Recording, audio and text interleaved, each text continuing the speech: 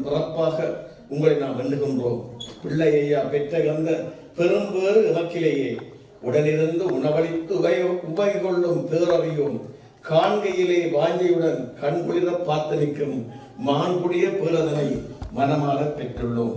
ஐயனோடு உடனிருக்கும் அமையே நீர் எங்கிருந்தாலும் நலமோடு வளமோடு திருவோடு வாக்கவென உளமாறு நாம் வாழ்த்தி உமை போற்றி நிற்கின்றோம். இவ்வண்ணம் போத்தம்பர தமிழ்ச்சங்கமும் போத்தம்பர தமிழ் அமைப்புகளும். நன்றி.